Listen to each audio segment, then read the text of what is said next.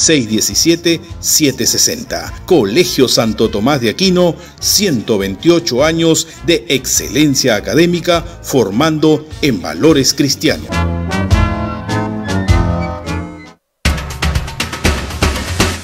Consejos de alimentación saludable frente al COVID-19. Fortalece tu sistema inmunológico a través de la alimentación. Incorpora alimentos ricos en vitaminas, proteínas y hierro, en vez de comprar únicamente pastas y arroz. La Organización de las Naciones Unidas para la Alimentación y la Agricultura recomienda sumar frutas, verduras y legumbres en las comidas. Somos lo que comemos. Aprende para transformar tu mundo. Estudia en la Escuela de Posgrado de la Pontificia Universidad Católica del Perú, la primera universidad peruana según el ranking mundial QS 2021 y acreditada internacionalmente en docencia en posgrado. Elige entre 72 maestrías y 12 doctorados en diferentes áreas de especialización. Escuela de Posgrado de la Pontificia Universidad Católica del Perú.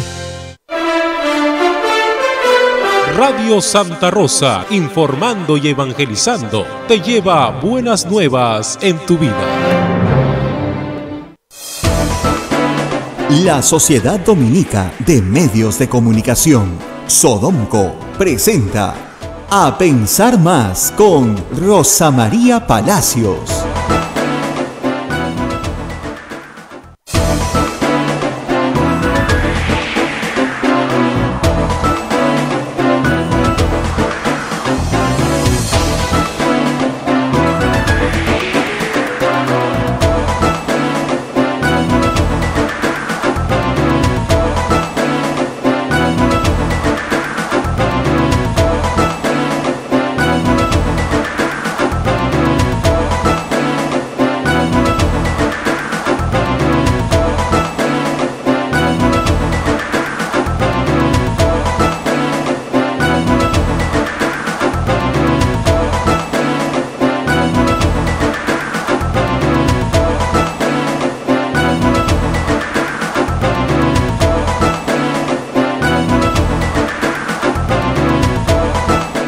Señoras y señores, muy buenos días, señoras y señores, bienvenidos a Pensar Más con Rosa María Palacios a través de la Sociedad Dominica de Medios de Comunicación, Sodomco. Sodomco está integrada por Radio Santa Rosa en Lima, 1500 kilociclos en la amplitud modulada, AM 105.1 en la frecuencia modulada en todo el sur. Todos nuestros amigos de Villa El Salvador y toda esta zona nos escuchan por la frecuencia modulada. Radio Santo Domingo en Chimbote, Radio San Martín en Arequipa, Radio Veritas en el Cusco, Radio Zapao en Ucayali, Radio Quillabamba en la Convención y Radio Madre de Dios en Puerto Maldonado. Estas son las emisoras dominicas del Perú. Se une a esta transmisión otra red de radios amigas como en Huánuco, Radio Huánuco, en Ayacucho, Radio La Voz de Ayacucho, en Puno, Radio Pública, en Ancash, Radio Moro, en Huancayo, Radio Cumbres, la radio del Arzobispado de Huancayo, en Lampa, Radio San Valentín, en Satipo, Radio Milenio, en Abancay, Radio Estación Solar, en Ayurimaguas, Radio Oriente, en Cajamarca, Radio Los Ángeles, en Cerro de Pasco, Radio Activa, en Huanta, Radio Continental. AM Tagua nos pone en podcast en todo el Perú y el mundo, y también los aplicativos móviles, la página web de Radio Santa Rosa, www.radiosantarosa.com.pe. Hoy es 10 de febrero del año 2021 y ya estamos listos para saludar a Rosa María Palacios. Hoy día la familia de Radio Santa Rosa y la familia dominica en el Perú se viene con una muy buena noticia, Rosa María, cosa que celebramos. Rosa María, muy buenos días. Muy buenos días, Abel, pero antes de ir con las buenas noticias tenemos que hacer la mención de la Universidad Católica. Pontificia Universidad Católica del Perú ofrece sus programas de maestría y doctorados en diferentes áreas de especialización. Cierre de inscripciones 16 de febrero. Aprende para transformar tu mundo. Estudia en la Escuela de Posgrado de la Pontificia Universidad Católica del Perú. Muy bien, y sí, en efecto, tenemos una gran alegría para Radio Santa Rosa, para toda la Orden Dominica y por supuesto para los feligreses de Lima. El Papa ha tomado la decisión de nombrar nuevos obispos auxiliares. Uno de ellos es el padre Juan José. El padre Juan José Salaverry era el provincial de la orden cuando yo llegué hace 5 años a Radio Santa Rosa y me acogió con mucho cariño. Hemos tenido grandes conversaciones, hemos pasado momentos a veces muy difíciles y muy complejos. Es, además de haber sido el provincial de la Orden Dominica, es también jefe del ISET, ha sido el director del Instituto Superior de Estudios Teológicos, y yo creo que llega muy preparado para ser obispo de Lima. Ahí tienen ustedes algunas fotografías para que lo conozcan. Así que estamos muy, muy contentos por este nombramiento. Es una gran alegría para nosotros. El arzobispo de Lima también emitió un comunicado diciendo que es una gran alegría para Lima. No es el único nombrado. Por favor, Abel, el otro sacerdote que ha sido también nombrado obispo, voy a leerlos ahorita, es el reverendo padre Guillermo Antonio Cornejo Monzón, del clero de la diócesis de Lurín, ¿no es cierto? Pero tener a alguien de la orden de predicadores, que es la orden dominica, como obispo auxiliar de Lima, pues la verdad es que es algo que nos alegra mucho a todos aquí en Radio Santa Rosa. Monseñor Salaverry, ¿te acuerdas, Abel? Fuimos todos juntos a Madre de Dios a ver al Papa. La orden dominica, como ustedes saben, tiene a su cargo la provincia dominica de San Juan Bautista, que es buena parte de la selva sur del Perú. Madre de Dios completo, parte de Quillabamba, donde nos escuchan también. Así que, y él estuvo ahí con nosotros haciendo también su trabajo pastoral. Así que, gran alegría para todos y esperemos que todo esto dé sus frutos pronto. Así es. Muy bien. Y bueno, Abel, nosotros tenemos buenas noticias también para todo el país. El presidente de la República se vacunó anoche en un acto que no falta quien critique, pero hay que decir que en todos los países del mundo, justamente para instar a la población a que se vacune, se vacunan figuras políticas, religiosas, del mundo del espectáculo, de los deportes, justamente para incentivar la vacunación. Es parte de las campañas de vacunación que se tienen que realizar. Y el público tiene toda la razón. Si el líder de un país no se pone la vacuna, ¿por qué me la voy a poner yo? Da tranquilidad y, por supuesto, da mucha esperanza. Da mucha esperanza también que ayer ya más de 3.000 médicos se han vacunado, el personal de salud.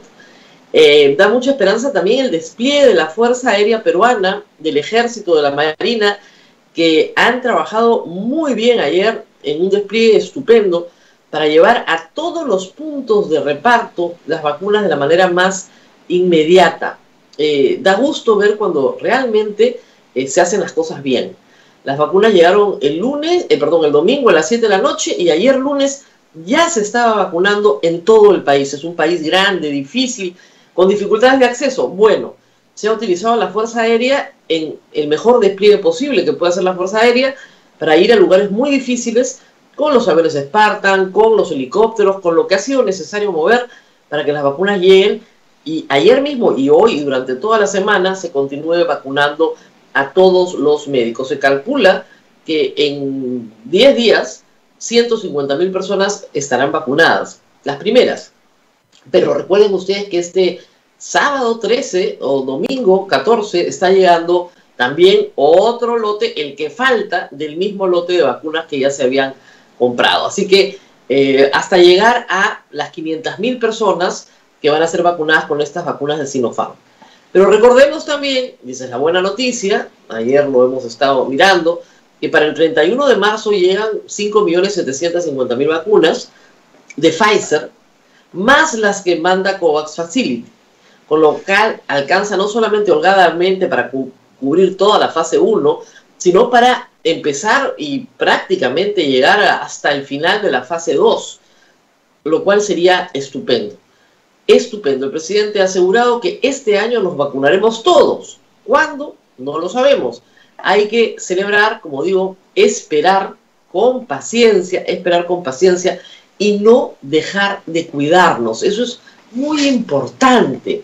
Miren, un médico vacunado está asegurado él mismo frente a sus pacientes con COVID. ¿Se dan cuenta? O sea, el paciente con COVID ya no le va a poder hacer daño a él. Pero si él se enferma, con una enfermedad leve sí puede contagiar a otros que no han sido vacunados. De ahí la importancia de la vacunación masiva. No solo tienes que vacunar a algunos, tienes que vacunar al mayor número posible de personas. ¿Cuántas? Bueno, se espera que el 70%, pero hay que decirlo, con 95% simplemente la enfermedad desaparece. Ya no existe, ya no tiene dónde moverse. Las vacunaciones nacionales, por ejemplo, contra polio, contra rubiola, contra paperas, contra las enfermedades infantiles, se hacen teniendo como meta el 95% de la población. De esa manera, usted ya no habrá escuchado, porque no hay casos de polio originario. Hay un tema con polio que tiene que ver con justamente las vacunas. 1 en 1 millón hace la enfermedad. Pero 1 en 1 millón, imagínense ustedes, ¿ya? Pero en el 99.9 de los casos y más, tenemos un éxito notable con las vacunaciones en el Perú. Y teniendo en cuenta la experiencia positiva de vacunación que hay en nuestro país, sí, pues va a ser duro, va a ser largo, pero se va a lograr. Perdón, el sistema sanitario peruano tiene gran experiencia en vacunación. Y muchos de los que participaron en la campaña, y muchas, sobre todo enfermeras, que participaron en la campaña del 2006, lo han recordado en estos días. En el 2006 se vacunaron a 20 millones de peruanos en 45 días contra la rubiola.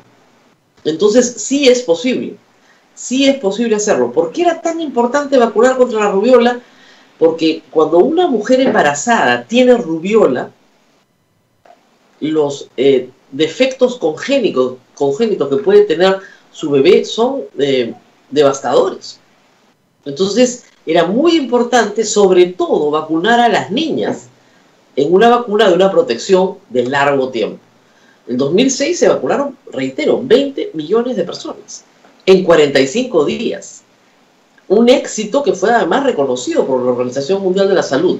Así que eso sí lo sabemos hacer, sí lo podemos hacer, con la ayuda de las Fuerzas Armadas, que tiene la posibilidad de llevar a todas partes, lo más rápido posible, el material, y por supuesto con el trabajo de todos los vacunadores, que también van a ser vacunados.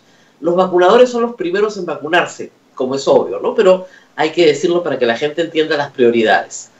Así que así estamos, vamos a seguir mejorando en este punto, y tratando de romper mitos. Creo que en esto sí la prensa está haciendo un buen trabajo de explicándole a la gente que tiene que vacunarse, por qué tiene que vacunarse, por qué es importante que toda la familia se vacune, que no quede nadie sin vacunar, por qué esto nos prepara, nos fortalece frente a esta enfermedad y frente a sus mutaciones que dejarían de mutar si la enfermedad ya no tiene por dónde correr. Deja de tener variantes porque ya no se reproduce. Entonces tenemos que hacer que no se reproduzca. Mientras tanto, sí, las noticias no son en absoluto alentadoras en materia de la enfermedad hoy en el Perú. La escasez de oxígeno, la escasez de camas UCI, la escasez de camas de hospitalización, implica que cuando una persona tiene COVID, como muchos que me están escuchando en sus casas, tienen una angustia terrible, no solamente por la enfermedad, sino por la posibilidad de ponerse peor y tener que necesitar oxígeno o hospitalización. Todas esas personas están sufriendo no solo por los efectos de la enfermedad, sino por la angustia de saber que tal vez no puedan ser atendidos en un hospital. Por eso es muy importante que todos nos cuidemos, que todos estemos muy atentos a nuestras salidas, que caminemos con mucha precaución. Mascarilla doble, dicen algunos. Si usted se siente más seguro con mascarilla doble, póngasela.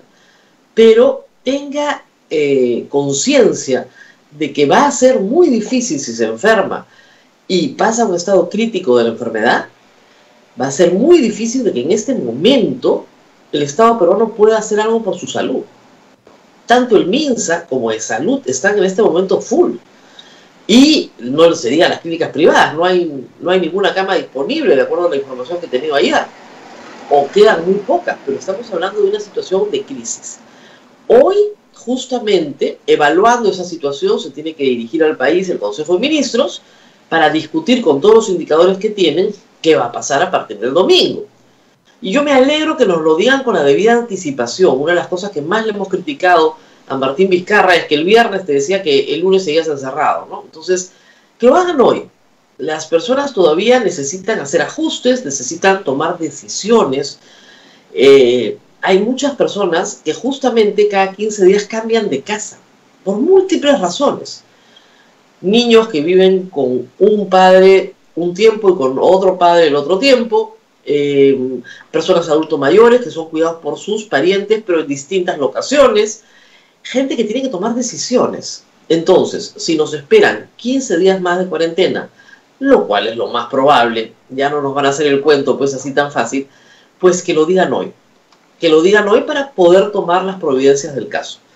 La verdad es que esta cuarentena, que algunos dicen chicha, bamba, ha sido una cuarentena que ha permitido trabajar.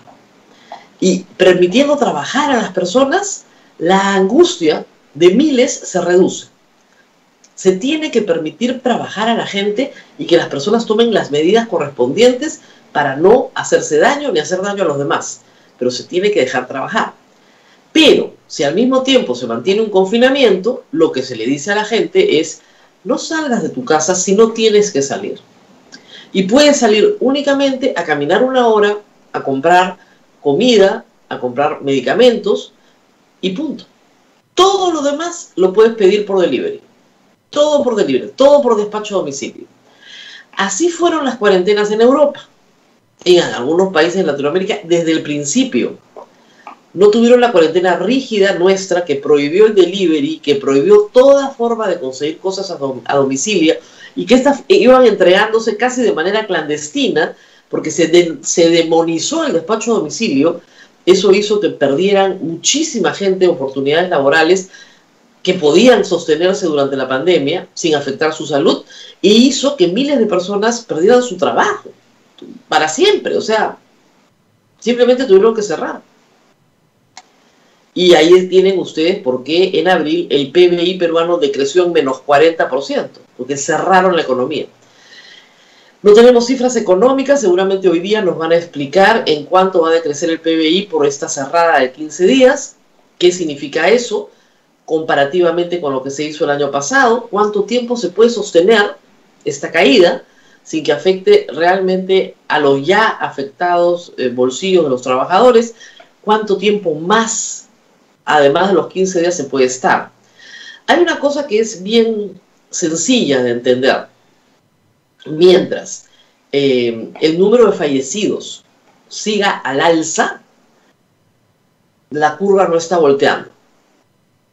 El fallecido ya es el resultado final del contagio, la evolución de la enfermedad, el tratamiento y, bueno, el fracaso del tratamiento y finalmente la muerte.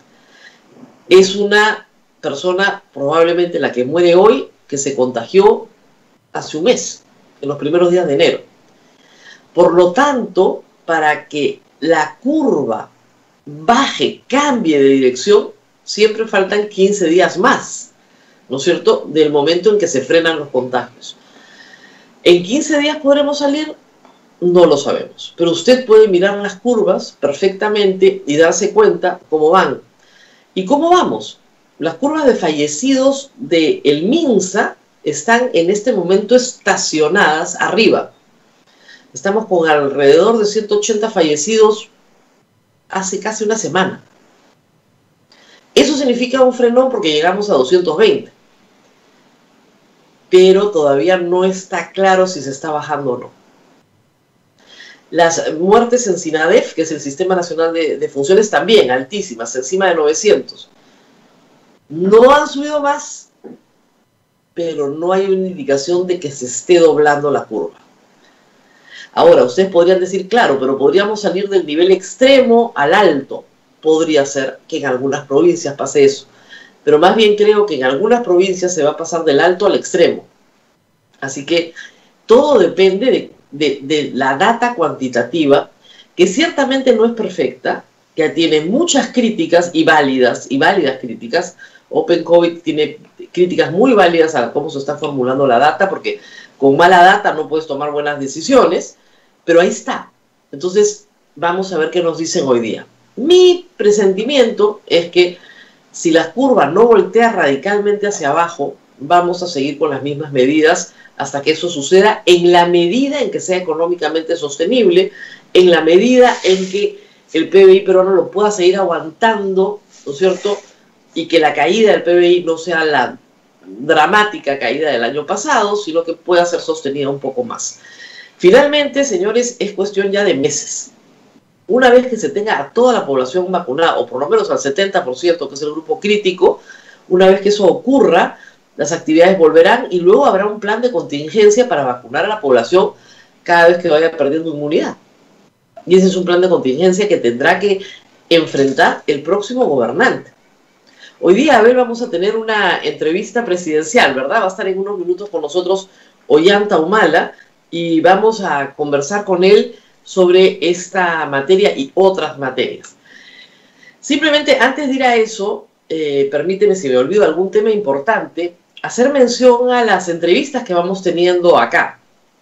Nosotros, con muy buena voluntad, hacemos un cronograma tratando de invitar a todos los candidatos presidenciales y a los primeros lugares de las listas en Lima. Lamento que en todo el Perú, donde nos escuchan, no pueda invitar a sus candidatos locales, pero yo estoy segura que las radios locales, la televisión local, está cubriendo las actividades de estos candidatos.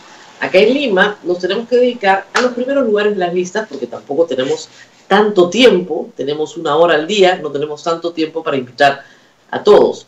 Pero estamos tratando de hacerlo de la forma más democrática posible. Por alguna razón, que a mí siempre me sorprende, pero ocurre, yo tengo una presencia muy grande en redes sociales, como ustedes saben, tengo más de 3 millones de seguidores en Twitter. Y algunas campañas consideran que trompearse conmigo en Twitter les va a dar más likes, más vistas, les va a dar exposición.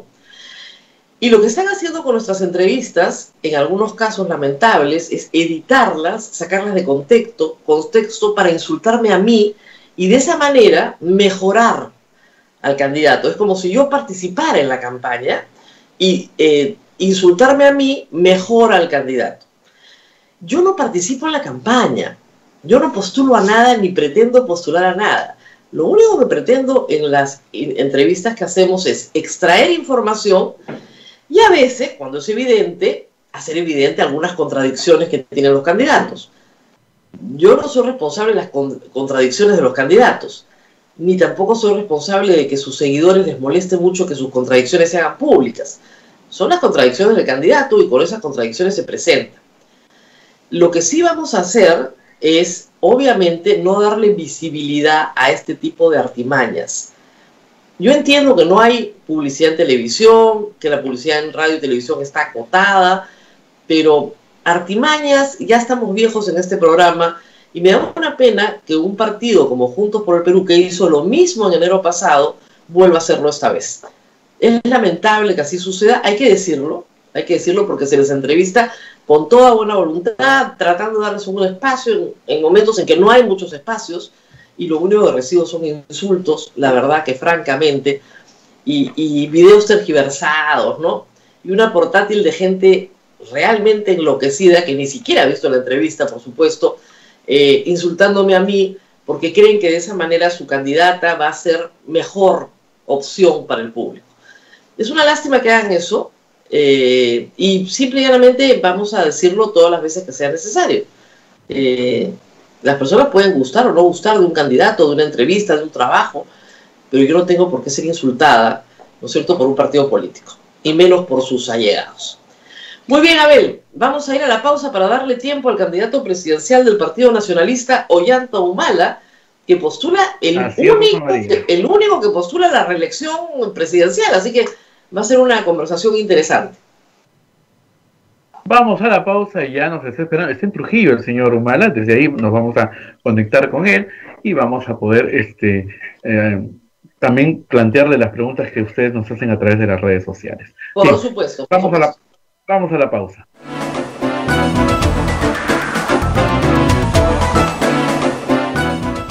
Sodomco, Sociedad Dominica de Medios de Comunicación. ¿Te han dicho que no hay servicio de internet donde vives? Mejor escucha esto. HughesNet City ofrece internet satelital de alta velocidad en tu casa. Sí, allí donde otros operadores no llegan.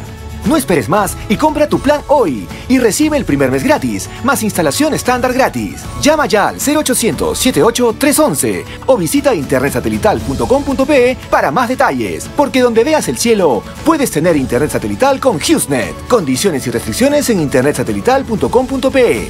Sodomco, Sociedad Dominica de Medios de Comunicación.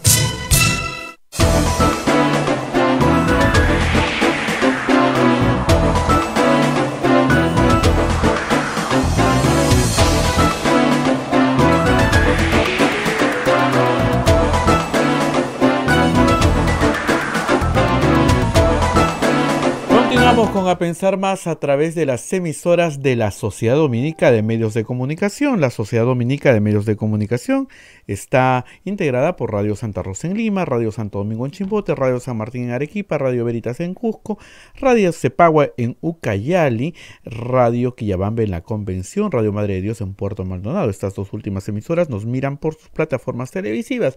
Se une también Radio Huánuco en Huánuco, Radio La Voz de Ayacucho en Ayacucho, Radio Pública en Puno, Radio Moro en Ancash, Radio San Valentín en Lampa, Radio Milenio en Satipo, Radio Estación Solar en Abancay, Radio Oriente en Yurimagua, Radio Los Ángeles en Cajamarca. Metagua nos ponen podcast en todo el Perú y el mundo. También está Radio Activa en Cerro de Pasco, Radio Continental en Huanta. Todo el Perú siguiendo A Pensar Más con Rosa María Palacios y las redes sociales, las plataformas de Facebook de Radio Santa Rosa.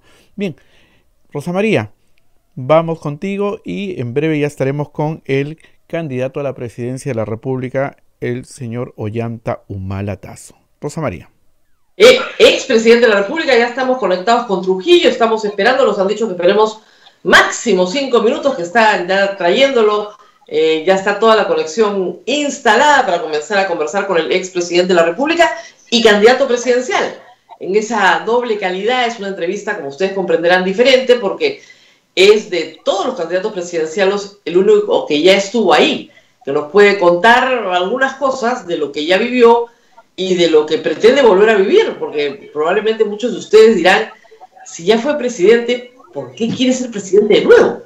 Es algo que parece, visto desde lejos, interesante de ver. Otro asunto más antes de que llegue brevemente. Ayer Ricardo Uceda publicó una columna en el diario La República sobre un tema controvertido, el cambio de opinión en el Jurado Nacional de Elecciones, que supuestamente beneficia al señor Martín Vizcarra, hecho para beneficiarlo, según el texto, exclusivamente a él, y organizando resoluciones contradictorias para que ya no fueran contradictorias. Miren, legalmente lo que ha hecho el Jurado Nacional de Elecciones no tiene ninguna ilegalidad. La misma columna lo dice. La opinión de los jueces antes de que sea publicada puede ser cambiada. Lo que yo veo acá, porque siempre hay que ir más allá de lo evidente, es que hay una corriente de opinión que insiste en postergar las elecciones presidenciales y parlamentarias. Y como no se puede ya por la pandemia, porque es evidente que la ola va a estar bien abajo, ¿no es cierto?, cuando venga abril, pues de lo que se trata ahora es de desprestigiar al Jurado Nacional de Elecciones para que posterguemos las elecciones porque el jurado es muy malo.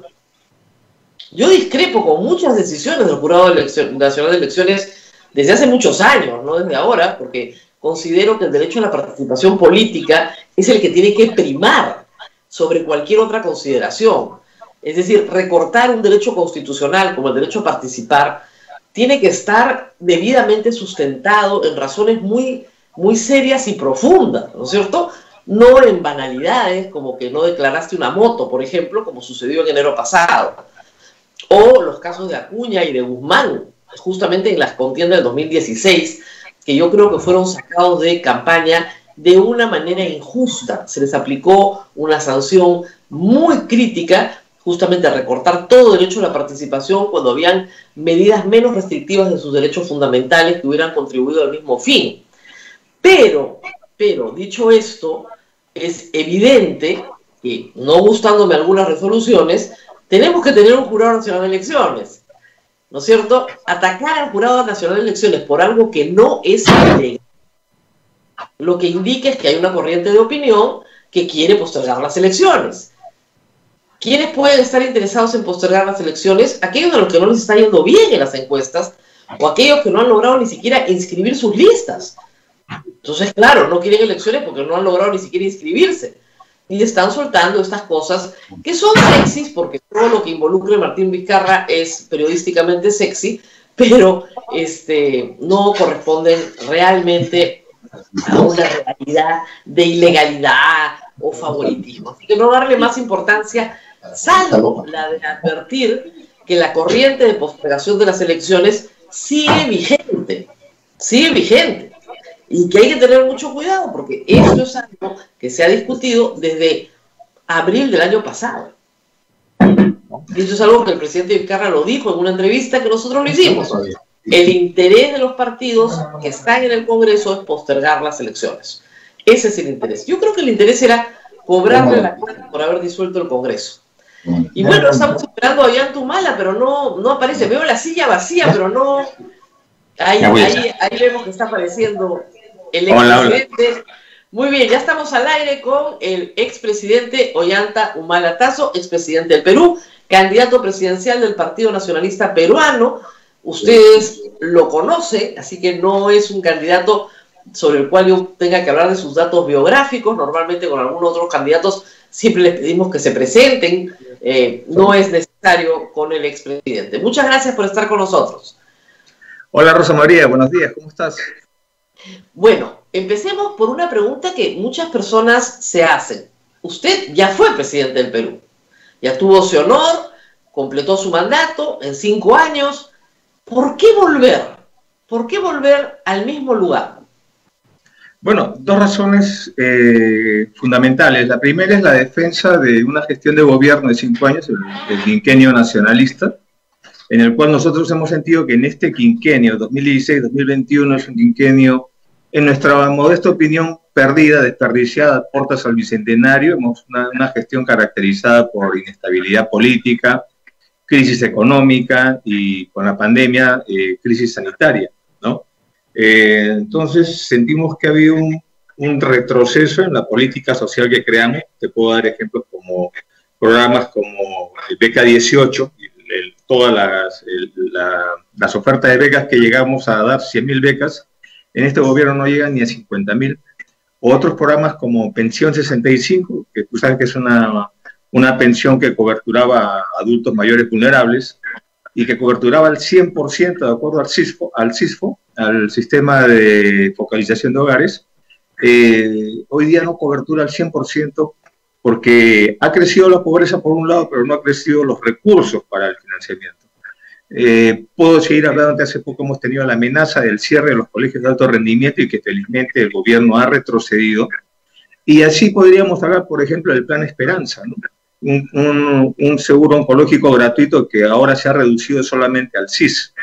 Entonces, siento que hay, por el lado de la política social, un abandono, tal vez por temas ideológicos o prejuicios, no me queda claro este tema. Por otro lado, hay un abandono o paralización de las obras de infraestructura que en nuestro gobierno hemos avanzado, hemos construido y están paralizadas, o muy poco se avanzan. Te doy un ejemplo, el MUNA, el Museo Nacional de Antropología, que lo creamos nosotros, el proyecto, pusimos hasta la primera piedra y está al 97% y no termina, ¿no? O, por ejemplo, el gasoducto subperuano, que lo dejamos al 30% y no lo concluyen, no avanzan. Y así podría darte una serie de obras. Y reformas también importantes que creamos, como la reforma del servicio civil, la reforma educativa, la reforma en salud, que estamos viendo que están venidas al menos, ¿no? Por ejemplo, en el tema de la reforma del servicio civil, hemos visto que poco a poco las instituciones del Estado se van saliendo de la reforma, ¿no? Al final solo va a quedar el Ministerio de Economía y Finanzas en la reforma del servicio civil. En la reforma educativa, ya te he mencionado el tema de las becas, te he mencionado el tema del COAR. Además de esto, ¿no? El recurso humano no está siendo atendido, y acá hay un tema importante, que el gobierno no ha dicho nada de cómo vamos a recuperar la educación. Nosotros estamos haciendo una propuesta que en estos días la voy a lanzar, porque se viene un nuevo año escolar, y lo que no se han dado cuenta es que, por un lado, el ritmo normal era que 400.000 muchachos cada año egresaban de los colegios, y de eso un 30% iba a los centros superiores tecnológicos o universidades, pero había un 70% que no accedía a la educación superior.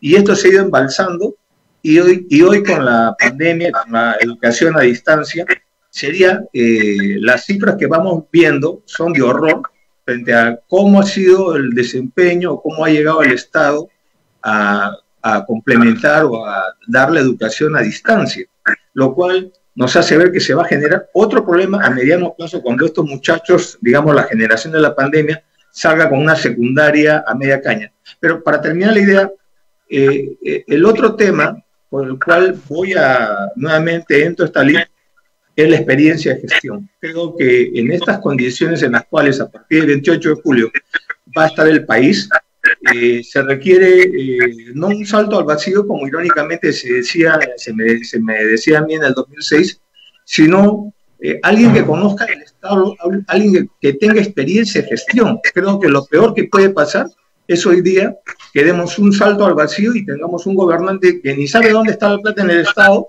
ni conoce las herramientas que tiene para administrar, para liderar el país, y menos se demore un año aprendiendo cómo funciona el Estado. Ahora, usted aprendió a la mala. Muchos dicen que le costó aprender, pero aprendió. Me gustaría que nos cuente qué aprendió. O sea, cuando usted entró era una persona, cuando salió era otra. ¿Qué aprendió en el camino? Bueno, yo podría decirte que cuando llegamos al gobierno llegamos en realidad bastante solos. Era una situación de desconfianza general. Acuérdate que cuando llegamos la bolsa de valores se cayó enormemente, creo que fueron 13 puntos. Para que no siga cayendo. Para que no siga cayendo, tuvo que cerrar. Sí, y recuerdo que en una reunión, creo que fue con un grupo empresarial que me invitaron a la inauguración de un evento. Ahí hablé de que quién había cambiado más, ¿no? Si ellos o yo, ¿no? Yo dije, yo he cambiado, porque solo creo que Dios y las personas que no hacen nada, podríamos decir, no cambian, ¿no? Pero yo cambié. Hay tres conceptos que aprendí a diferenciarlos: lo que se puede, lo que se debe y lo que se quiere. Y no necesariamente son lo mismo. Y a veces en campaña se confunden y se hace una unidad, ¿no? Pero cuando estás en gobierno, lo diferencias claramente, ¿no? Y hemos tenido, por ejemplo, temas que quisimos y no logramos completarlo en el quinquenio. Por ejemplo, el tema del abaratamiento del gas, ¿no? Que muchas veces mis opositores y la gente también en general lo saca en cara. Pero quiero decirte que hicimos lo que pudimos, ¿no? Por ejemplo, en este tema, de los 32 millones de peruanos, llegamos el gas barato por lo menos a 7 millones, con el Fondo de Inclusión Social y Energético, subsidio cruzado al pobre que consume 16 soles. Se le criticó mucho,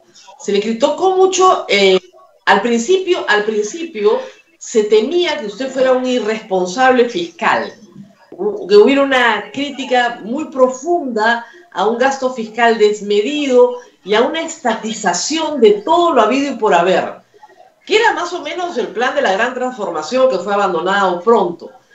Desde la derecha no lo vieron mejor y desde la izquierda lo trataron de traidor para abajo. ¿Cómo se coloca usted entonces? Bueno, mira, algo que me decía Pepe Mujica era, me decía, mira, Avianta, ¿no? En Uruguay la izquierda dice que han pasado a la derecha y la derecha dice que soy un irresponsable. Creo que estoy en el camino correcto. Entonces, yo creo que cuando uno tiene sus decisiones, la responsabilidad de millones de peruanos y peruanas, ¿no? Uno tiene que diferenciar estos tres conceptos que te dije, ¿no? Muchas veces tiene que hacer lo que debe, así no lo quiera, ¿no? Eso se llama tragarse sapos, ¿no? O muchas veces, cuando tiene dudas, ¿no? Debe escuchar a todos, no solamente al sector más pegado a uno, porque ese sector no necesariamente lo va a llevar a uno por el buen camino. Yo ponía un ejemplo, no sé si recuerdas que era el de la combi, ¿no? Que yo era como un chofer de una combi de 32 millones de pasajeros y la combi, que es el Estado, tenía el freno mal, le faltaba ventana, la puerta no cerraba bien, y yo tenía que llevar en un quinquenio al siguiente paradero, que es buscando la mejora del desarrollo de los pasajeros, y tenía que ir no podía apretar el acelerador a fondo porque la gente se puede marear y puede darle náusea a las criaturas, no puedo girar muy fuerte a la izquierda o a la derecha porque alguien se puede caer en el camino. Lo importante es llegar al objetivo, ¿no? Entonces... Ahora, el problema, presidente, es que cuando usted recibió el país en el 2011, con todas sus limitaciones, que eran enormes, con todas sus brechas, recibió un país en crecimiento. El problema es que si usted es presidente hoy, va a recibir un país destruido por la pandemia, por la crisis económica, por una inestabilidad política. No es lo mismo. Es una tarea mucho más difícil. Por eso me estoy metiendo, porque en esta tarea difícil se requiere, la clave es la experiencia para no perder el tiempo. No son condiciones estándar, digamos, condiciones adecuadas para ser presidente, digamos, no sería lo ideal. Yo ya he sido presidente, en realidad no lo haría por un tema personal, no es un tema de frivolidad, porque eso sería en una época de bonanza económica, que haya mucho dinero por repartir. Acá no, hay que más bien acá raspar la olla para ver dónde sacan algo, tomando en cuenta las proyecciones macroeconómicas del país y la situación de pobreza que ha crecido, extrema pobreza que ha crecido, el problema de la educación y un problema de que la pandemia va a continuar. El hecho de que hayamos recibido un primer lote que no es ni el 1% de las vacunas, es una esperanza, es una luz en un cielo todo grisáceo y que levanta la moral, la esperanza de la gente. Eso no se puede defraudar, ¿no? Y creo que el gobierno, a partir del 28 de julio, no va a tener esa luna de miel o esa tregua que normalmente le dan a uno las acciones de los primeros 90 días, 6 meses de gobierno. Eso no va a haber. Entonces, si vamos a entregarle el gobierno a un improvisado, porque en realidad yo sostengo, modestia aparte, que soy el único candidato no improvisado, ya me he hecho, ¿no? A golpes, a todo, pero ya me he hecho, conozco esto, ¿no? Entonces yo no voy a llegar a esta carpintería que se llama ejecutivo sin saber dónde hay serruchos, qué herramientas tengo para resolver los problemas, ¿no? Y conozco a la gente. Ahora, vamos por partes. Hay quienes dicen, no, Ollanta tiene problemas con la justicia, esta candidatura lo que busca es inmunidad para sus problemas con la justicia, por lo tanto no se puede votar por él. ¿Qué le responde a ellos? Bueno, que hemos hecho frente a todos los problemas que hemos tenido dando la cara y quedándonos en el país, y creo que esa gente que puede preguntar eso, debería preguntarse también cómo es posible que la justicia, o en nombre de la justicia, se haya abusado tanto con Ollanta Humala, con su esposa, con su familia, con su partido, ¿no? Nadie estaba cuestionando, por ejemplo, cómo nos pusieron una prisión preventiva abusiva, inconstitucional, arbitraria, que no lo digo yo, lo ha dicho el Tribunal Constitucional. ¿Y cómo es posible que el juez que cometió semejante barbaridad jurídica siga viendo el caso y nadie lo aparte, ¿no? Estamos viendo cómo en Brasil se va desentrañando una crisis porque se vulneró el Estado de Derecho. La justicia no es a cualquier precio, ¿no? Porque si no, dañamos las bases éticas de nuestra sociedad. ¿Por qué no se inicia el juicio oral contra usted? ¿Tiene alguna explicación 5 años después? Yo lo que, más allá de esos temas, porque no los conozco exactamente los detalles sobre los abogados, lo que yo siento que uno de los problemas que hay en nuestra política es que García nos dejó una herencia, ¿no? Que fue la politización y la judicialización de los políticos. El APRA fue muy hábil en estas cosas, ¿no? Llevaba las contiendas políticas a los pasillos del Poder Judicial y ahí tenía una serie de operadores. Estaba, me acuerdo, en esa época Vega, que era el mandamás de la Corte Superior de Lima, Juventud Aprista de la promoción de Alan García y de la gente cercana a ella de la Torre.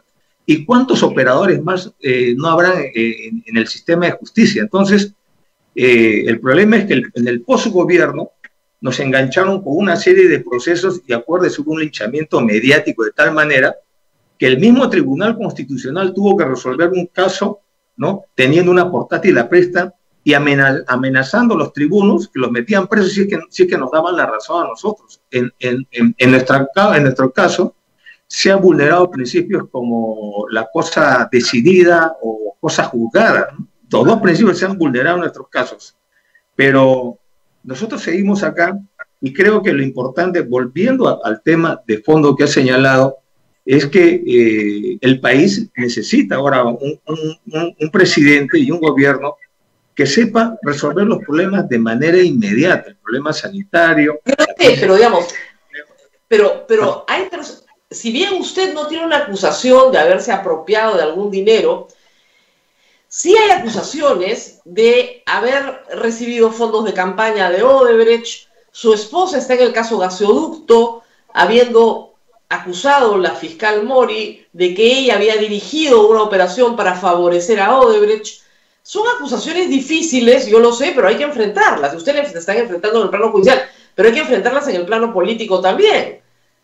Sí, y no nos hemos quedado inmóviles, no nos hemos corrido de estas acusaciones, pero acá claramente van a haber algunos temas que deben resolverse, ¿no? Nuestra posición ha sido clara de que hemos rechazado las imputaciones que nos hablan sobre aportaciones de campaña, pero además, a veces no ha sido bien entendido cuando decimos, pero además en esa época, el aporte de campaña prohibido o lo que quiera, no era más allá de una infracción administrativa, nunca ha sido un delito. Delito es recién a partir del año 2019 o 2020 cuando se da la ley de financiamiento de partidos. Entonces, ¿cómo se nos puede acusar de semejante delito por un supuesto aporte de campaña que hemos rechazado y que la Fiscalía no puede probar? No tiene ninguna prueba, porque eso no pasó, ¿no? Sin embargo, estamos en un proceso de juicio oral, ¿no? Entonces, ahí hay una excepción de improcedencia de acción que debiera resolver el problema. Si eso configura un delito, en la hipótesis que fuera cierto lo que dice el fiscal, o no configura un delito. El problema que tenemos acá es que la etapa de revisión o control de una acusación se ha tergiversado. La idea es ahorrar esfuerzos al Poder Judicial para que los casos que no deben verse en un proceso de juicio oral no vayan a un juicio oral. Por eso es el control. Acá no, el control ha cambiado la lógica. Lo que es duda, que lo resuelven en el juicio oral. Si tengo alguna duda, que vaya a juicio oral y ahí lo resolverán. Y por otro lado, los procesos en sí han tomado vida propia, ¿no? Porque lo que hemos sufrido nosotros, como familia y como partido, estamos pasando, no debían haberse dado bajo la presunción de inocencia. Todo eso huele a una condena anticipada, a un castigo, a una rabia, a una ira. No te puedo demostrar, pero tengo que romperte el espinazo, tengo que dejarte magullado como si ya te hubiera condenado, ¿no? Ese daño... Después de la prisión que estuvo 10 meses, usted y su esposa no ha vuelto a aparecer en la vida pública. Tiene algunas restricciones incluso para desplazarse a su centro de trabajo que queda al lado de su casa. No la dejan ir ni siquiera a hacer las tortas que está preparando ahora. Ella no va a participar en su campaña porque no ha aparecido absolutamente para nada. Como te dije una vez, en realidad el proyecto nacionalista Nadie me apoyó como una esposa apoya a su esposo o un esposo apoya a su esposa, pero ella tenía una vida privada profesional de consultorías que trabajaba con un equipo dentro de la Universidad de Lima. Ella dejó ese espacio para apoyarme, pero era un compromiso temporal, ¿no? Lo que pasa es que su carisma hizo que García le tuviera un miedo, un pánico, que la veía como una figura presidenciable y la atacó sin piedad, y entonces eso es lo que hemos vivido nosotros.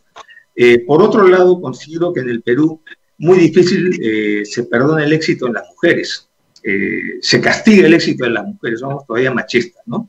Entonces, en el caso de ella está viendo a mis hijos, ahorita son menores, mis 3 hijos, y tengo que para ser honesto, tengo que decirte que en los años de gobierno no tuve mucho tiempo para verlos, ¿no? Y entonces ahora esa ausencia está pasándonos factura, ¿no? Entonces estamos tratando de cohesionar a los chicos para darles la mejor educación posible.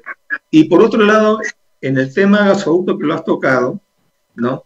Algo que va a tener que definirse tarde o temprano es si el cargo honorífico, ¿no?, de primera dama hace y que no cobra ningún sueldo ni viático del Estado, puede interpretarse como que esa persona es funcionaria pública, ¿no? Porque en realidad lo que le están imputando son supuestos delitos para un funcionario público. Y de los encausados en este caso, con la única persona que se están ensañando es con ella, porque los funcionarios públicos que están siendo investigados, ninguno tiene una medida restrictiva como le han puesto a mi esposa. O sea, ¿qué más claro está el hecho de que estos son temas políticos que se han llevado a la justicia, ¿no? Lo cual nos hace ver, pues, la fragilidad del sistema de justicia. Y ahí te haría una reflexión, ¿no? Es el tema de cuando vemos el Tribunal Constitucional con una abultada carga procesal, lo que yo veo ahí es que algo no está funcionando en el sistema de justicia, que al final todo redunda, todo desemboca en el cauce constitucional del Tribunal Constitucional, ¿no? El Tribunal Constitucional no debería tener una carga tan pesada como la que tiene hoy día, si es que las instituciones funcionan. Le pregunto, se lo voy a preguntar de otra manera. Si usted gana las elecciones, si usted ganara las elecciones, ¿su esposa sería parte nuevamente en los mismos términos que lo fue en su primer gobierno o ya no la volveríamos a ver? No. Hemos separado estos temas, sobre todo ahora tenemos que darle más importancia a la familia, y además algo que te dije a ti, la decisión de participar en esta campaña electoral fue una decisión que la tomé en último momento. Como te dije, yo no pensaba entrar. Es más, te puedo hasta cierto punto la infidencia que hubieron algunas personalidades que quisieron ir por el partido, ¿no? Y en principio yo no tuve ninguna objeción, pero la comisión política del partido supo de que el partido debía ir yo, ¿no? Entonces, no es que tampoco, como dicen, ¿no?, a uno lo obliga, ¿no? Acá no lo obliga, es una decisión personal, es una decisión consciente que he tomado y te he explicado las razones por las cuales, nuevamente, y a pesar de ya haber sido presidente... Pero pero ya no veríamos a su esposa en primer plano. No. No. Ella sí salió escaldada, usted no tanto. No es que haya salido escaldada, yo creo que el tema hay que tomarlo como familia. Tengo menores hijos y creo que, como en tu caso, ¿no?, mucha gente probablemente te pide que entres en política, pero tú sabes por qué no lo haces, ¿no? Entonces tú también estarías escaldada. Absolutamente. Si aquí no me hagas escaldada, imagínense. Entonces vamos a poner tipo gloss. Con bastante de citín saldría de ahí. Hipogloss es buena también. Eso solo lo saben los papás. Yo le he echado a mis hijos. Claro, eso solo saben los papás que cambian pañales. Bueno, así es. Es una broma. No sé si has podido leer el libro de Pedro Cateriano, Sin Anestesia, donde lo deja muy bien, hay que decirlo, pero sí cuenta algo que es consistente con su posición frente a la disolución del Congreso que hizo Martín Vizcarra. Usted sí disolvería el Congreso. No tendría ningún problema en hacerlo. Bueno, primero, no he tenido la oportunidad de leer el libro de Pedro. Le tengo mucho cariño y respeto a Pedro. Creo que trabajó lealmente conmigo y viceversa. Y apenas tengo la oportunidad lo haré. No sé exactamente qué género literario es, porque como no lo he leído, no sé qué análisis, qué tanta crónica. No es una novela. Yo lo tengo que presentar mañana, ya lo he leído. No es una novela, es un libro de memorias, es una rendición de cuentas, ¿no? Lo que se compró para la Fuerza Aérea, para la defensa, no sé qué, lo que se hizo en La Haya. Hay mucha información. Pero en este detalle, que es muy interesante, es que al final se convenció, y lo convenció usted, de que mejor no, que sí se podía llegar hasta el 28 de julio, ¿no? A ver, vamos a... Lo que yo recuerdo, y creo que es lo que hubo, ¿no?, es porque también ha sido público. Yo nunca he negado mi disposición a cerrar el Congreso, ¿no? Y se lo dije a Kuczynski cuando nos relevamos, le dije, viendo los resultados electorales del 2016, le dije, te van a vacar. Se lo anuncié, así como brujo, se lo anuncié, te van a vacar. Esto no va a pasar. Yo también dije lo mismo, pero no nos hizo caso, pues. Sí, pues. y públicamente se lo dije a Vizcarra, ¿no? Que tenía que hacerlo. Vizcarra lo ha hecho por desesperación ya, porque era o lo vacaban a él o él cerraba el Congreso. Ha sido un tema después, ¿quién tocaba primero el botón? En el caso de lo que cuenta Pedro, lo que ha narrado y ha salido en el Comercio, lo que yo pude observar es que la oposición del Congreso, que estaba en gran medida liderada por el APRA, el Fujimorismo, Alianza por el Progreso, Acción Popular, entre otros partidos, era una oposición ya desatada, ¿no? En contra de nosotros. García había convencido a esta oposición de que no solamente yo era el peligro, sino el nacionalismo que pudiera continuarse en la siguiente gestión de gobierno, etcétera, etcétera, ¿no? Y en estas condiciones vimos ya una posición antidemocrática de permanente zozobra o inestabilidad política que llevó a chantajear a los premieres, ¿no? Acuérdense el caso de René Cornejo, donde le hicieron firmar un documento público para darle el voto de confianza, porque interpretaron maliciosamente el voto de confianza y hacían que gane el voto ámbar, y entonces no daban la confianza, pero no la negaban. Que yo lo denuncié públicamente, ¿no? Viendo esas circunstancias, ¿no? Ya me hacían presagiar que esto no iba a terminar bien, ¿no? Habían logrado partir también a mi bancada, a la bancada nacionalista, la habían logrado partir, ¿no? Primero el bloque que llevamos con nosotros de izquierda se había escindido, reforzado por la oposición también que los incentivaba, y después dentro de la bancada también estábamos ya en un proceso de fraccionamiento, lo cual también nos generaba un problema a nosotros. Y por otro lado, el tema de la censura a la expremiera Ana Jara, por una cosa bastante minúscula, llevaron a que yo previera un escenario en el cual íbamos a llegar más temprano que tarde a una ruptura con el Congreso y teníamos que hacer el cierre del Congreso, porque el problema ya, cuando sale Ana Jara, el problema no es que no le vayan a dar el voto de investidura al siguiente premier, es que nos garantiza que después de eso haya estabilidad política, que es lo que me preocupaba, porque que le negaran el voto al premier hubiera sido pues que se disolvían ellos, se autodisolvían, se hubieran disparado los pies. Entonces yo diferencié bien ese tema. Lo estamos perdiendo un poco, se me está congelando la imagen en Lima, creo, ¿ya? Ahora sí ya la retomamos. Sí, ¿continúo o retrocedo un poquito? Sí, no, un poquito, decía que se fracciona la bancada y de ahí ustedes tienen que tomar una decisión.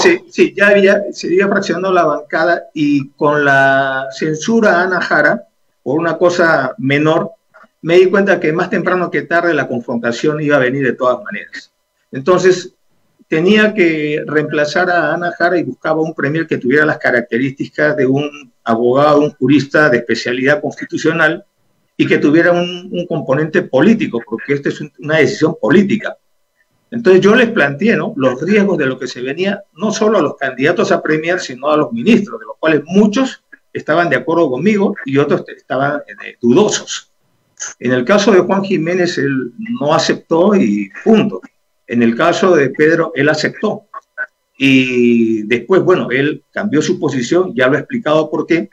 Yo no he compartido ese cambio de posición porque para mí el voto de investidura estaba asegurado. Lo que había que hacer era mantener las formas democráticas para no cometer ningún error, porque en política las formas, he aprendido también, las formas son importantes.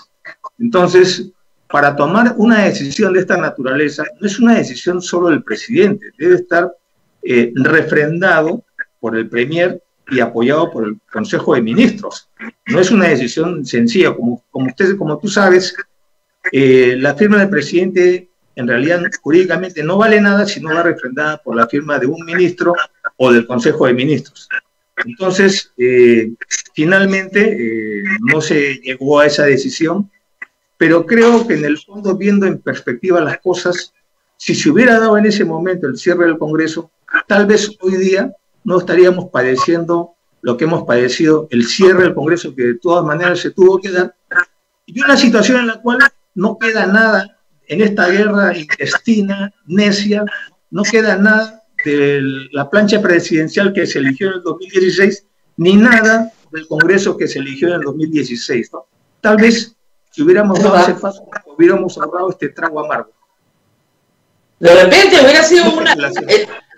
Usted señaló que lo que sucedió con Vizcarra fue un golpe de Estado. Usted es de los pocos, en realidad, que sostiene en esta campaña, más en sintonía con la mayoría de la población, que lo que hizo el Congreso fue abusar de su poder.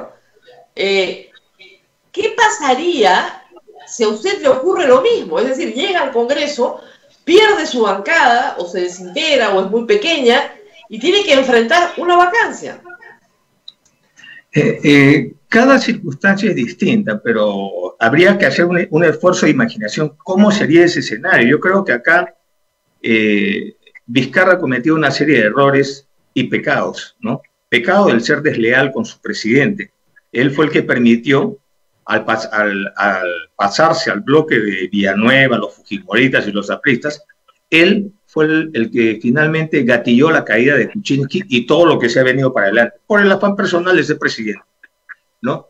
En segundo lugar, otro error garrafal de él ha sido cuando cerró el Congreso no haber presentado una bancada, porque si hubiera, con la popularidad que le dio cerrar el Congreso, y hubiera puesto una bancada, estoy seguro que en estos momentos estaríamos todavía con Vizcarra en la presidencia y con más estabilidad política enfrentando la pandemia del COVID.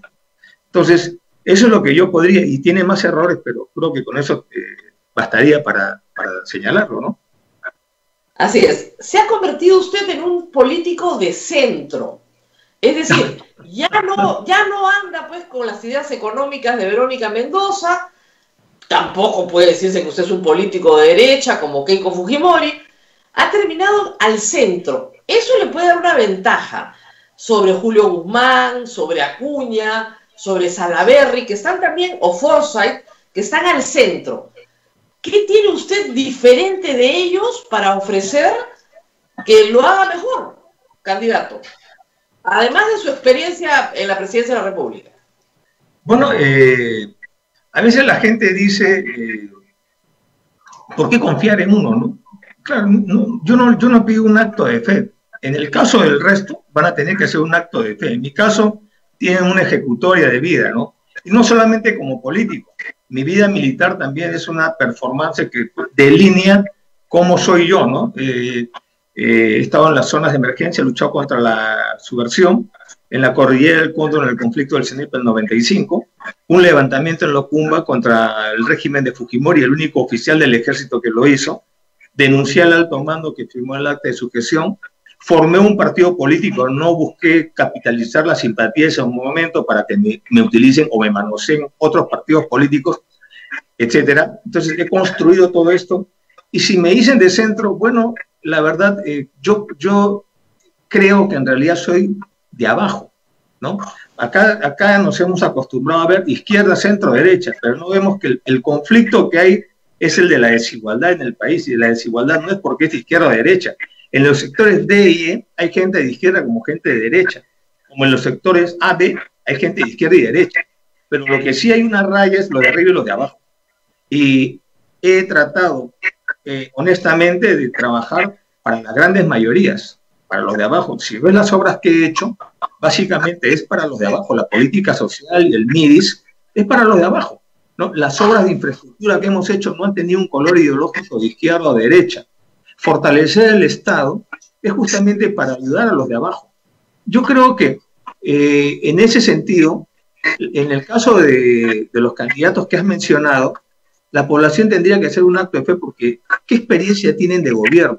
Más allá uno de, creo que 6 meses, 1 año de alcalde, o el otro que ha trabajado de funcionario en PCM, o otras, etcétera.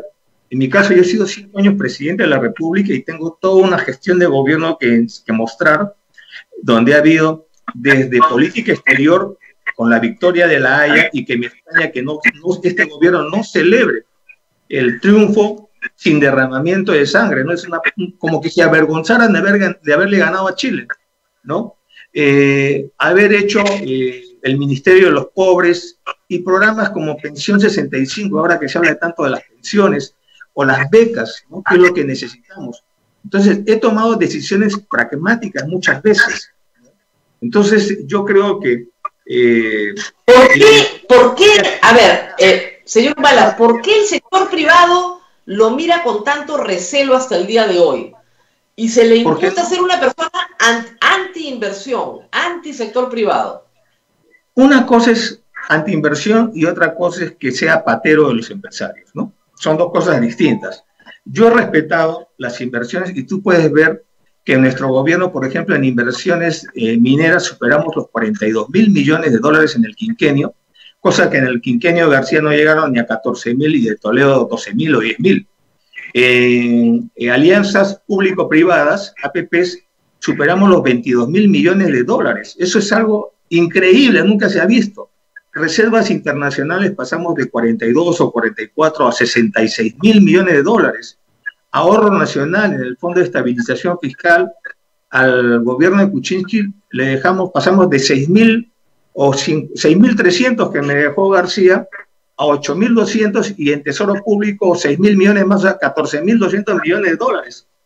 Y nunca los empresarios han estado tan bien, ¿no? Pero lo que yo necesito es patero. O sea, lo que García hacía era, por ejemplo, almuerzos mensuales con el Grupo Brasil. Toda la clase política que ahora se rasgan las vestiduras paraba en la puerta de la embajada brasileña, en las freyoadas que hacían, ¿no? O paraban en las embajadas. Y después de los aniversarios de Confier, Sociedad Nacional de Industria, ADEX, etcétera, se quedaban para la comilona y la pachanga.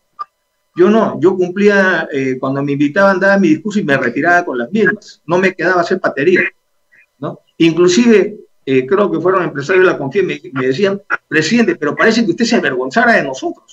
No, no me avergonzaba, pero creo que hay una raya que no podemos estar cruzando, que es la de la patería. Entonces, el problema es que mucha gente dice que usted es muy parco, muy austero, muy militar, ¿no? Entonces, no tiene esta cosa pues simpática, criolla, no tiene eso. Y eso le resta pues en una campaña, ¿no? Bueno, puede ser, ¿no? Pero como diríamos, pues, en este caso en política, la experiencia de gobierno mata a galán. Entonces, yo no he sido muy carismático, no sé, pues, de los que están cantando, bailando, esas cosas, pero yo trabajo desde tempranito, 6 de la mañana ya estoy despierto, y pregúntenle a los mitres, pregúntenle a Pedro Cateriano hasta qué horas despachaba con ellos, ¿no? Pregúntenle, 3 de la mañana me lo llevaba a inspeccionar obras, a él y al ministro del ramo, ¿no? Así trabajábamos. Por necesidad he aprendido inclusive a pilotear helicóptero, ¿no? Entonces, cuando me hablan de la cordillera del Condo, yo les digo, vayan a Pampaenza, comunidades nativas aguarunas, donde el 45% de los niños tienen SIDA, ¿no? O me hablan de Camisea, están viendo el gasoducto, yo estoy viendo Montetoni, ¿no? Donde esa población no tenía un colegio, y nosotros se lo pusimos. Entonces, ese ha sido mi ritmo de trabajo. Parco, tal vez. Ahora, en el caso de la izquierda, como le decía, tampoco lo quieren nada, lo consideran un traidor. A ver, es como decía Lenin, ¿no? El huevo no le puede enseñar a la gallina a empollar, ¿no? En la izquierda, que son nuestros primos hermanos, porque ambos defendemos... Pero unos primos hermanos como que en la cárcel, ¿no? Lejos. Bueno, también tengo hermanos así. También tengo hermanos así. Claro, es normal en familia. Unos primos hermanos como sus hermanos. pero la izquierda, por primera vez, ha llegado a Palacio de Gobierno con el nacionalismo, ¿no? Y todos estos programas sociales lo hemos hecho nosotros. El problema de la izquierda es que no distinguía el problema de los de abajo y lo confundía, que la confrontación es con la derecha. Y ese es algo que hemos visto en Latinoamérica, mientras que en casi toda Latinoamérica la izquierda ha llegado al poder. En el Perú es probablemente la más infantil. Es la izquierda que habla de unidad y siempre se fracciona. Te doy un ejemplo, ¿no? El caso de Espinar. El problema que hubo en Espinar, ¿no? Una crisis que la llevó una congresista que ahora es candidata y que llevó las cosas a tal extremo porque leyó mal el informe del MINSA, ¿no? y le echó la culpa a la empresa por un agua que estaba mineralizada, pero que el informe del MINSA no decía que era la minera Extrata la que estaba mineralizando. Había que investigarse, porque también en un país tan rico en potencial minero, las nacientes de las aguas están junto con los minerales, entonces también hay un proceso natural de mineralización, ¿no? Entonces, esta señora, ¿no? No lee bien, tiene malos asesores que no le explican, y le mete una carta al alcalde de Espinar diciéndole que acá esto está matando a la gente, en otras palabras, ¿no? Entonces el alcalde, viendo eso, politiza la lucha y terminamos con varios muertos que lamentar, ¿no? Yo no quiero esa izquierda, ¿no? Yo quiero trabajar como he trabajado con los grupos de izquierda responsable y que pise tierra. ¿Usted indultaría? No hay que preguntárselo porque no ocurrió, ¿no? Pero ahora que se habla de indulto de Alberto Fujimori y de Antauro, ese ya es un capítulo cerrado para usted, ¿no? Sí, bueno, yo siempre he sabido poner una raya entre el jefe de Estado y el hombre de familia, a pesar de que en muchos casos mi familia ha confundido algunas de estas cosas, pero es un capítulo cerrado. Ahora, en los temas sociales, claro, usted tiene una preocupación efectivamente por programas sociales, pero en temas de derechos humanos se dice que usted es un militar muy conservador. Que esto del matrimonio entre personas del mismo sexo no lo va a tolerar jamás. A ver, ¿cuál es su posición sobre esto? ¿Quieres preguntármelo de verdad? No, es que puede ser un proyecto de ley importante, una reforma constitucional. Mira, yo haría unas reflexiones, ¿no? Primero que el Estado peruano es un Estado laico, no es un Estado confesional. Entonces, al César lo que es del César y a Dios lo que es de Dios, ¿no? ¿Y a qué me refiero con esto? Yo respeto el matrimonio religioso. Creo que en eso hay que respetar la doctrina católica. Pero cuando hablamos del matrimonio civil, ¿no? Y es otra cosa, es un contrato entre dos personas que en su sano juicio deciden firmarlo, y como todo contrato cumple ciertas características de disolución en el caso de que haya un conflicto de partes, ¿no? Entonces, eso es una primera reflexión. La otra reflexión que haría es, en el Perú, la mayoría de familias, de parejas, ¿no? No están casadas, conviven. Y en buena hora que el Estado ha creado normas para igualar el reconocimiento de derechos a las parejas que conviven, o sea, al conviviente, como a los hijos que antes se le llamaba, cuando yo era niño, eran hijos naturales, ¿no? Ahora tienen igualdad de derechos. Entonces, en el tema de la igualdad de derechos, yo soy un ferviente defensor de la igualdad de los derechos, la no discriminación a nadie, a ninguna comunidad, minorías, a nadie, ¿no? Por creencias, por raza, por sexo, por lo que quieras, ¿no? Tenemos que aprender a convivir. Así que en ese sentido, yo no estoy en contra de un matrimonio de esta naturaleza, ¿no? Simplemente digo que es la corriente del mundo va así, van habiendo estos cambios y van marcando épocas. Los que no se van adaptando, no van entendiendo estas cosas, van quedando en la otra época, ¿no? O sea, van volviéndose jurásicos. Yo todavía me considero joven no estoy en la época jurásica, ¿no? Entonces, yo creo en los derechos plenos para todos, ¿no? Pero poniendo en atingencia que hay que respetar la religión. Pero por supuesto. De religión. Ahora, tenemos preguntas del público. Abel nos va a hacer algunas preguntas muy concretas y cortitas para el candidato, por favor. Aunque hemos cubierto casi todos los Rosa temas. María. Empecemos. Fernando pregunta, si hay algo de lo que se arrepienta, expresidente, por ejemplo, el tema de gasoducto, o si debió construir más hospitales. En cuanto al gasoducto, el que no me arrepiento, porque además es una obra que debe continuarse. Yo lo continuaría a llegar a gobierno. Nosotros cuando dejamos el gobierno estaba trabajándose en una capacidad plena de 7.000 empleos y estaba a un ritmo de avance de 30 y tantos %. Esa obra se detuvo por la insolvencia de la empresa, del consorcio, no por un acto de corrupción. Es más, hoy día ese consorcio está demandando al Estado peruano ante el CIADI por más de $1.000 millones Odebrecht y 700 millones y pico de Enagás. El problema es que no se está continuando este proyecto, ¿no? Y la otra pregunta que me hicieron, perdón. ¿Cuántos hospitales más hubiera hecho? Bueno, fíjate, y esto me lleva un poco al tema de salud, ¿no? En general. Tal vez no he tenido la oportunidad de abordarlo bien.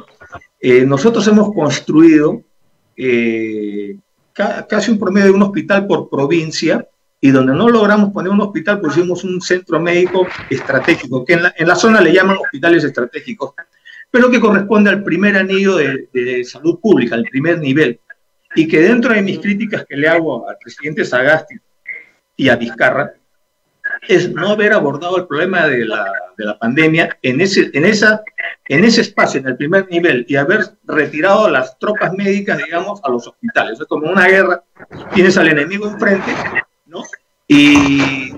Y abandonas la línea de batalla y te corres al puesto de comando, a la capital. Entonces, el virus ha llegado a los hospitales, y yo te digo que acá hay que sincerar las cifras en algún momento, y está mal que este gobierno no lo haya hecho, porque acá tenemos muertos por el COVID, que no se sinceran con el Sistema Nacional de Defunciones, y muertos a causa del COVID, que son muchas personas que han paralizado sus tratamientos oncológicos, renales, hemodiálisis, operaciones programadas, etcétera, porque no se puede entrar a un hospital porque están tomados por el COVID.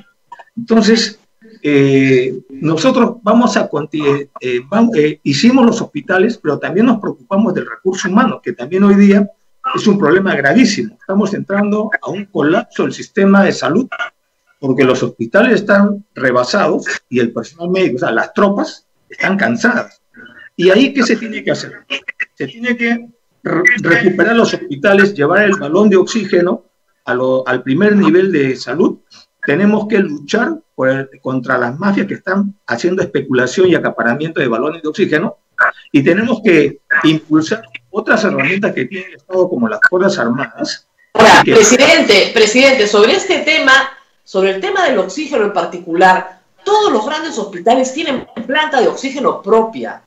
¿No es increíble que estas plantas hayan estado inoperativas, sin funcionar? La pandemia nos coge con muchísimas plantas que no podían funcionar o que no tenían ductos para llevar el oxígeno a las camas. Estamos en una situación en que no se hizo. ¿Cómo puede empezar un país a manejar una pandemia con 100 camas UCI? Y Colombia tiene 12.000. Rosa María, es más grave el tema, porque la primera ola la vimos nosotros con 2 a 3 semanas de anticipación. La vimos en China, la vimos en Europa, cómo la gente en Italia moría por falta de oxígeno. Y la segunda ola la hemos visto con 3 meses por lo menos de anticipación. ¿Y qué hemos descubierto después? ¿No? Que en el gobierno de García hubo un ministro de Salud que probablemente, yo sospecho, algún interés particular, le elevó el nivel de pureza del oxígeno medicinal y se tumbó a todas las empresas pequeñitas que producían oxígeno medicinal, incluyendo el oxígeno industrial, ¿no? Ese es un tema que tienen que investigarse, porque ahí me parece algo sospechoso. Entonces, ahora, yo creo... Sí. En el próximo, si usted llega a ser presidente, cualquiera que entre a la presidencia de la República, no solo tiene que vacunar este año a todos los peruanos, sino tiene que garantizar que el próximo año nos vuelvan a vacunar a todos, porque la vacuna tiene una inmunidad limitada. ¿Usted cree que eso puede hacerlo bien, vistas todas las dificultades que han habido? Yo creo que sí.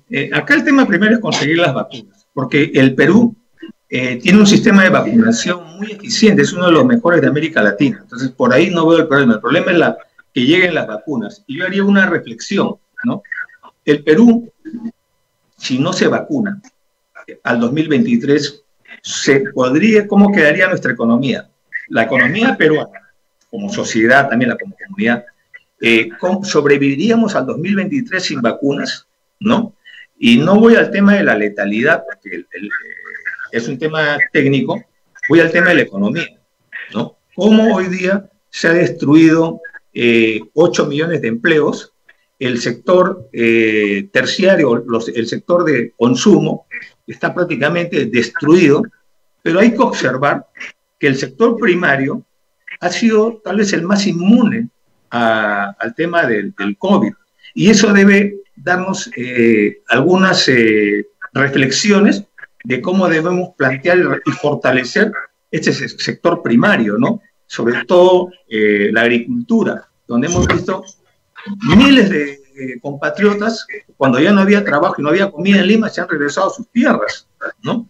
Y el Estado peruano más se preocupaba en poner aviones para traer a peruanos de Miami, que habían ido muchas veces de vacaciones, que llevar a estos compatriotas a sus tierras al interior del país, y estaban durmiendo en las afueras de Chosique, etcétera. Entonces, mi reflexión es que tenemos que ponernos una fecha límite, un deadline, ¿no? Del tema de vacunas. Sí o sí, tenemos que vacunar a toda nuestra población, máximo en un año, ¿no? Hablemos del segundo semestre del 2022, porque el 2023 se cae nuestra economía. No, el punto es que para el 2021 tienen que estar todos vacunados la primera vez, pero el 2022 tiene que volver a vacunar a todos de nuevo, porque la vacuna da una inmunidad limitada. Y el punto es que necesitamos un presidente que sea capaz de comprar de nuevo 40 millones de vacunas para el próximo año. Mira, no, por eso te decía que este gobierno será un gobierno de buenas personas, buenas gentes, pero hoy día no se necesita buena gente, se necesita gente. Parece que hubiera entrado a un taller que se llama ejecutivo y no saben dónde están las herramientas, ¿no? Porque si ven en la política exterior que llevamos nosotros, en el gobierno nacionalista, generamos una asociación estratégica integral con China, una asociación estratégica superior con Rusia, que son países productores de vacunas. China es el principal hoy día inversionista en el Perú. Entonces tenemos los mecanismos para pedir un trato, digamos, preferencial en la entrega de vacunas y sin sobreprecios. Esos acuerdos de asociación que hemos logrado con China, por ejemplo, ese es un éxito de la Cancillería que nadie lo ha resaltado, ¿no? Solo hay 3 países en América Latina que lo tienen, Brasil, México y el Perú. Y no lo está explotando Sagasti. Entonces, claro que me preocupa porque estamos con cuotas pequeñas, ¿no? Si bien es cierto, es significativo de todas maneras, pero como tú dices, si no aseguramos la segunda dosis para el próximo año, estamos fritos. Y además, el otro problema que no se está tocando es el tema de que puedan venir nuevos virus. En la comunidad internacional hay mucha información sobre el fenómeno de la zoonosis, ¿no? Algo recuerdo todavía de mis primeros pininos en la Universidad Agraria, cuando hacía zootecnia, ¿no? El problema que tenemos es el modelo de extractivista de invadir ecosistemas en el mundo para deforestar bosques, para sembrar soya, palma aceitera.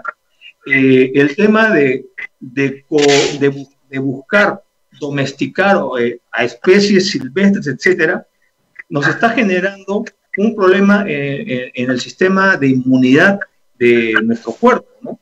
Entonces, si seguimos en este plan de destrucción de ecosistemas, podemos encontrar dentro de un cortísimo plazo otro COVID, pero que sea mucho más letal que el actual, ¿no? Entonces, si solamente este COVID, que digamos es un temblor grado 3, grado 4, ha prácticamente remecido el sistema económico mundial, y 3, 4 digo por su grado de letalidad, ¿qué sería un COVID que tenga 20% de letalidad? ¿No? ¿Qué quedaría en pie? ¿No? Probablemente solamente actividades primarias. Entonces, yo creo que esto también nos hace ver de que los candidatos tenemos que tener una propuesta en lo que es el cuidado del medio ambiente, ¿no? Acuérdate que en nuestro gobierno nosotros lideramos la COP20 y participamos en la construcción de la COP21, donde se llegó al acuerdo marco mundial, donde el Estado peruano ha presentado sus objetivos, ¿no? Para bajar 2 grados el calentamiento global, ¿no? Termina usted, empieza.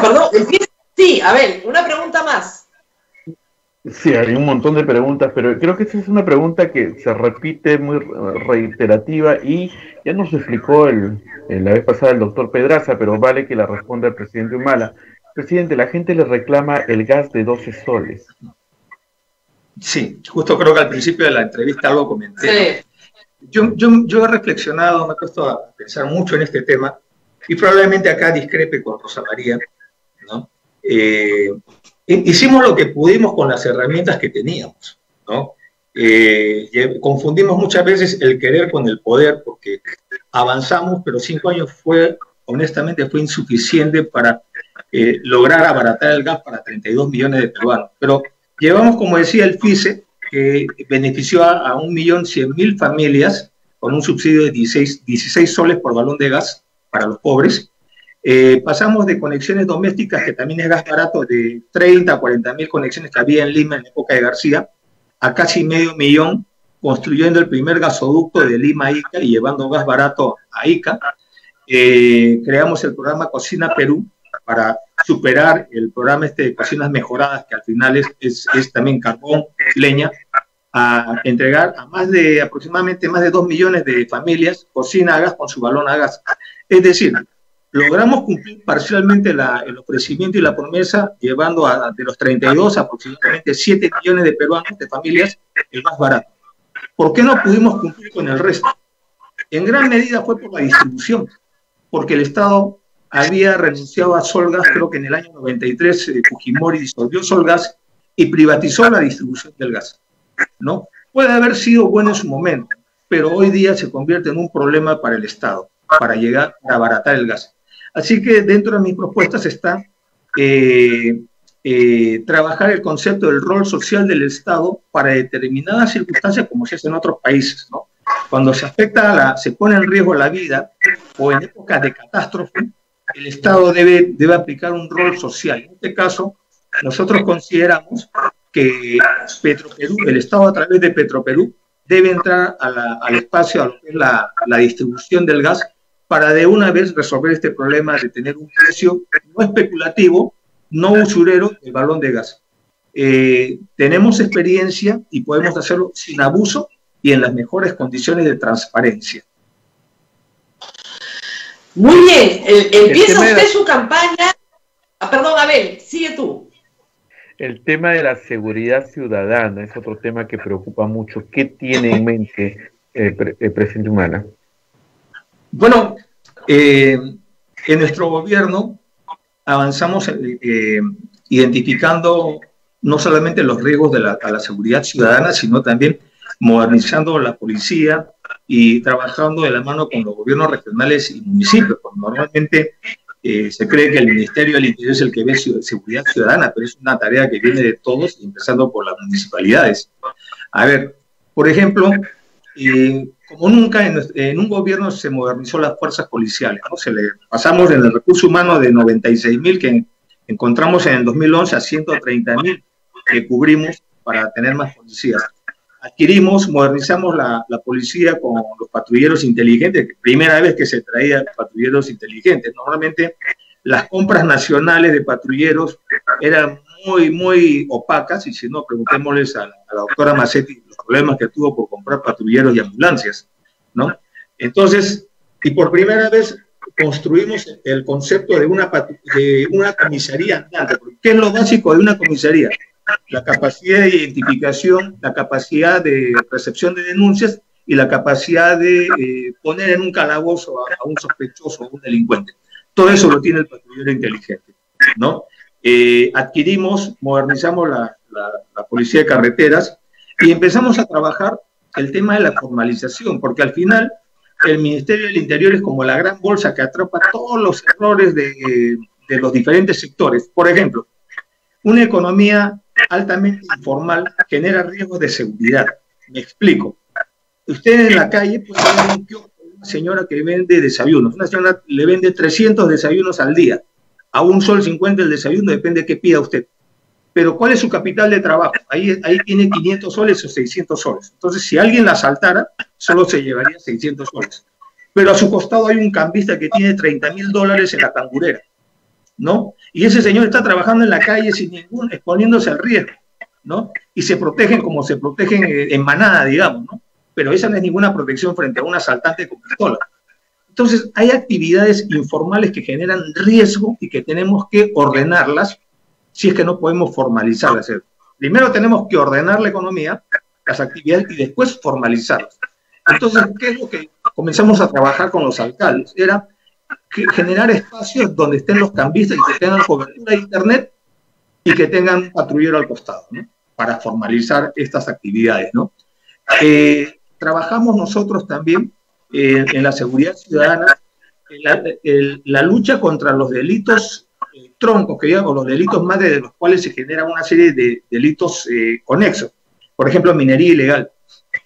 La minería ilegal nos genera a nosotros tráfico de terrenos, sicariato, extorsiones, corrupción, ¿no? Entre otros delitos más. El narcotráfico, lo mismo, ¿no? Genera una serie de delitos. Entonces, comenzamos a trabajar esto y nos ganamos muchos enemigos, ¿no? Acuérdense cuando se decomisó el oro ilegal, casi 1 tonelada que estuvo en los almacenes de Ramsa, creo que fue, y que se morían de miedo los almacenes porque nunca habían tenido tanto oro, y que al final vino el dueño de la mitad del oro, creo, con un fiscal ad hoc y un policía ad hoc, y se sacaron su oro, ¿no? Ya ese tipo de corrupción tenemos que combatirla, igual que la inseguridad ciudadana, ¿no? Y en algunos lugares, como en el Callao, por la situación propia del Callao, tuvimos que declarar en emergencia y sacar a la Marina a ayudar al trabajo policial, ¿no? No es lo ideal, pero no me tembló la mano para hacerlo. Ahora, nos tenemos que ir despidiendo, presidente. Solamente una pregunta final por mi parte. Empieza usted, según las encuestas, muy abajo y con un antivoto de más del 70%. ¿Cómo va a revertir eso? Trabajando, Rosa María, trabajando. Además, no es la primera vez, todas nuestras campañas siempre han estado marcadas por el antivoto, ¿no? Pero yo creo que yo le diría, ¿no?, al elector, más allá de un acto de fe, ya hemos hablado sobre este tema, es que lo que podrían hacer con nosotros, ¿no?, es evaluarnos, ¿no? Porque nosotros sí nos pueden evaluar, hemos tenido una gestión de gobierno, y compararnos con los otros gobiernos, ¿no?, para que vean quién invirtió más plata en el país en infraestructura. Por ejemplo, pasamos de 57, 58% en carreteras pavimentadas a más de 84%, me parece. ¿Quién ha hecho la longitudinal de la selva? La de la sierra, perdón, el asfaltado de la longitudinal de la sierra, el asfaltado de la longitudinal de la selva. ¿Quién ha avanzado la carretera de Chincha a Pisco, la autopista? ¿Quién ha avanzado la autopista del Sol en la zona de Ancash, ¿no? ¿Quién ha hecho el primer teleférico en el Perú? ¿Quién ha creado más de 30 programas sociales? ¿Quién ha creado un Ministerio de Desarrollo e Inclusión Social? ¿Quién ha hecho el Centro de Convenciones, la sede del Banco de la Nación? ¿Quién ha traído los PIAs? ¿Quién ha hecho el Plan Esperanza?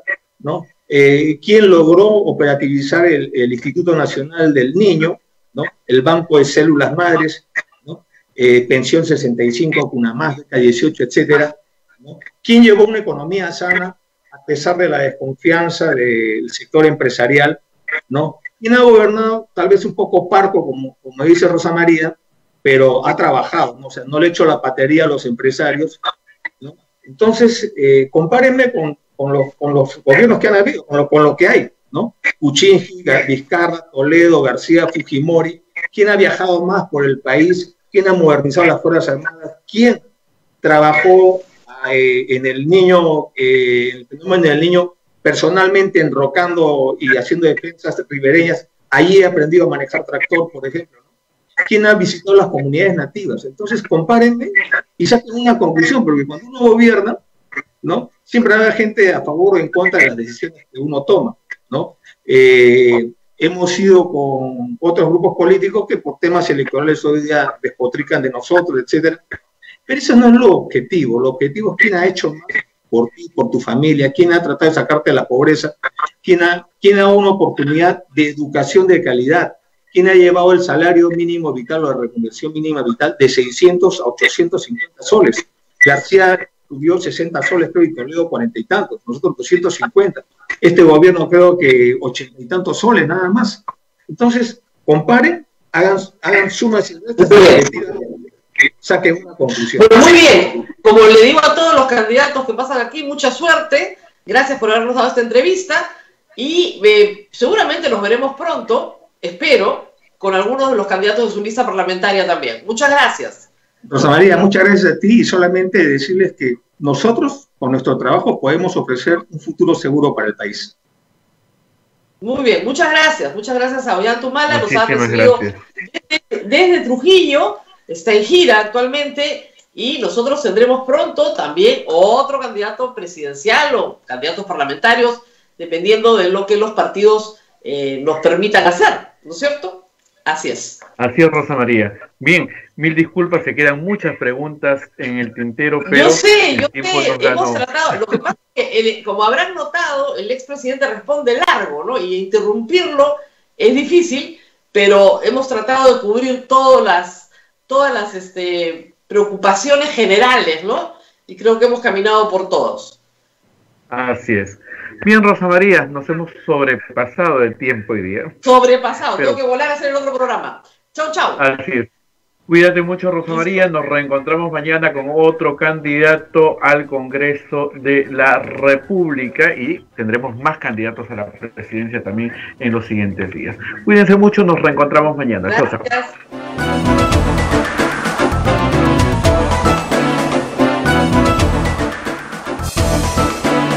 Hasta aquí, A Pensar Más con Rosa María Palacios. Este programa fue producido por la Sociedad Dominica de Medios de Comunicación, Sodomco.